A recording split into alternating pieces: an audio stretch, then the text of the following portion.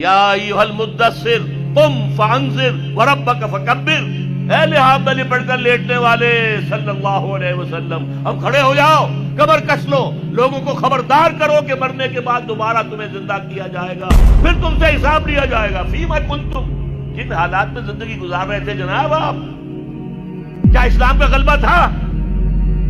نہیں ہے، اللہ اسلام غالب تو نہیں، تم کوشش کر رہے تھے غالب کرنے کی، سوائے شرمندگی کے اور کیا حال آئے گا؟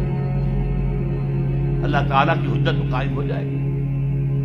میرے نبی کی ہڈیاں ٹوٹی، میرے نبی کے دانت شہید ہوئے، میرے نبی کا جسم لہو لہان ہوا، میرے نبی کے چہرے کے اوپر تلوار کا وار پڑا جس سے 2 دندان آپ کے شہید ہوئے، اور خود جو پیدا ہوا تھا اس کی 2 کڑیاں گھس گئی رخسار مبارک کی اس ہڈی کے اندر۔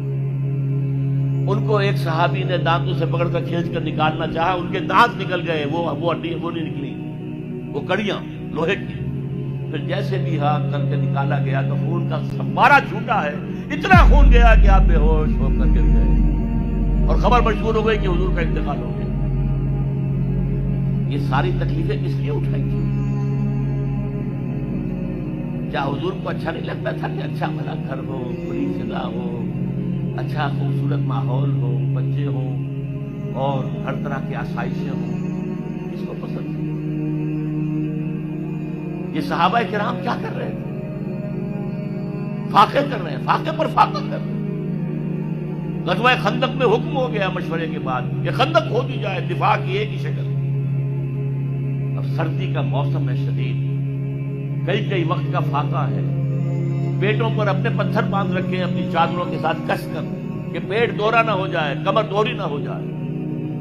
حضور کے پاس آ کر شکوہ کیا ہے، شکایت کی ہے، اللہ کے رسول اب یہ بھوک ہم سے برداشت نہیں ہو رہی، دیکھیے ہم نے اپنے پیٹوں کے اوپر اپنے کرتے اٹھا کر دکھایا، اپنے پتھر باندھے ہوئے، آپ نے اپنا کرتا مبارک اٹھا کر دکھایا، 2 پتھر بندھے ہوئے۔ اور اس وقت پھر جب خندق کھد رہی تھی تو صحابہ کرام آواز میں آواز ملا کر کہہ رہے تھے، نحن الذین بایعوا محمدا علی الجہاد ما بقینا ابدا، ہم وہ لوگ ہیں جنہوں نے محمد سے بیعت کی ہے جہاد کی صلی اللہ علیہ وسلم، فداء آباؤنا و امہاتنا، اب یہ جہاد جاری رہے گا جب تک کہ ہمارے جان میں جان ہے، جب تک جسم میں زندگی ہے، یہ جہاد جاری رہے گا۔ یہ ہے اسلام،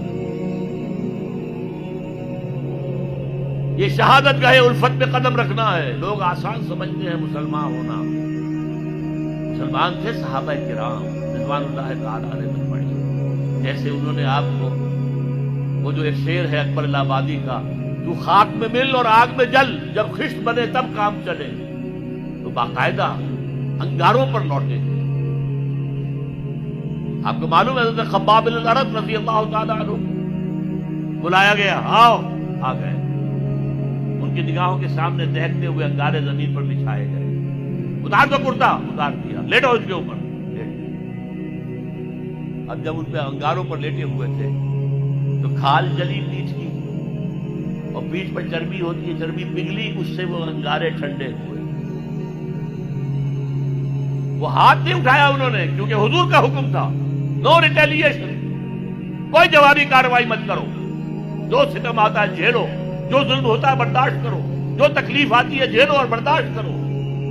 لہذا اگر ایک آدمی سمجھے کہ مجھے تو یہ زندہ کباب بنا دیں گے تو اجازت ہو تو 2-4 کو مار کر مرے گا، ایسے نہیں مرے گا۔ بلی بھی آپ پر جھپٹ پڑے گی، کیا اس کی جان ہے، 1 کلو کی ہوگی، 1.5 کی ہوگی، لیکن اگر آپ کارنر کر دیں اسے نظر آئے کہ میرے پاس کوئی راستہ نہیں ہے، کوئی اسکیپ نہیں ہے، وہ آپ پر حملہ آور ہوگی اور آنکھ پر آئے گی، سیدھی آنکھ نکالنے کی کوشش کرے گی پنجے سے۔ لیکن حضور کا حکم کیا تھا؟ کفو ایدیکم، اپنے ہاتھ بندھے رکھو، no retaliation whatsoever, even in self ڈیفense۔